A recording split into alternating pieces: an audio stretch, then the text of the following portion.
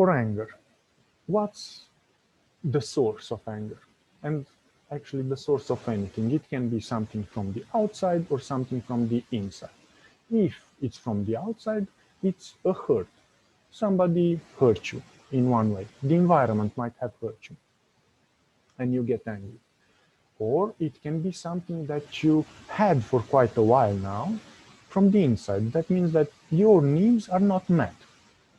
You want to have that beautiful car, or you want to have that nicer house, the nicer job, whatever it is. You have particular needs, and if you understand them, and you understand that they are not met, you understand the reason for the anger that you feel. Now, what can happen? What can we do with this anger?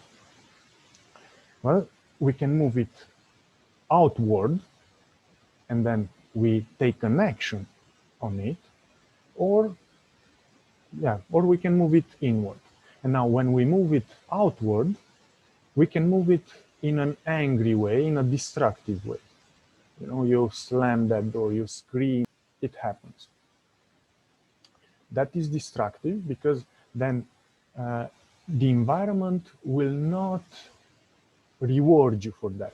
The environment will punish you either by decreasing your freedom or by decreasing the emotional energy, positive emotional energy that you already have. Before we move into the constructive way of using anger, what happens if you move it inward? And then if you move it inward, is you don't take any action, you start thinking or overthinking. And that leads to depression, sadness and depression. And it's a nice way to think of, some people say that, you know, I never get angry. Yes, because they get depressed, and that's not constructive.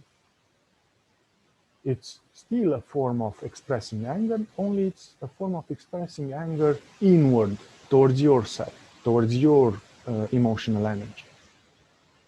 And now, the constructive thing to do when you feel anger is to go into assertiveness.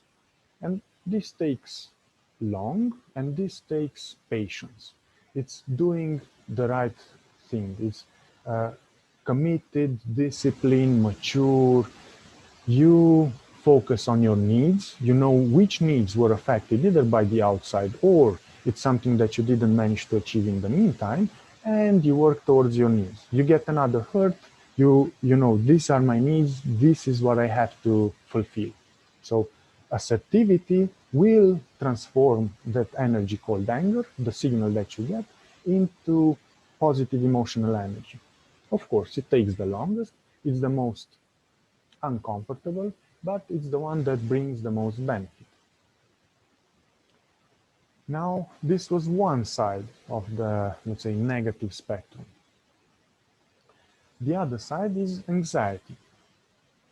And this anxiety as well, it can come from the outside, from the environment, and it comes in a form of loss.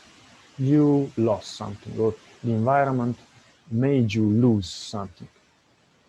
Or it can be something from the inside, and that is lack of trust or lack of confidence. You have specific fears.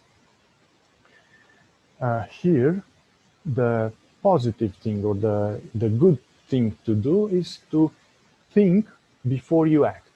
So thinking before you acting, you feel that you have anxiety, you take it in and think about it. And then as well, you can think about it in a negative way, and that means that you worry and you start complaining, and that's not rewarded by the environment, by the society.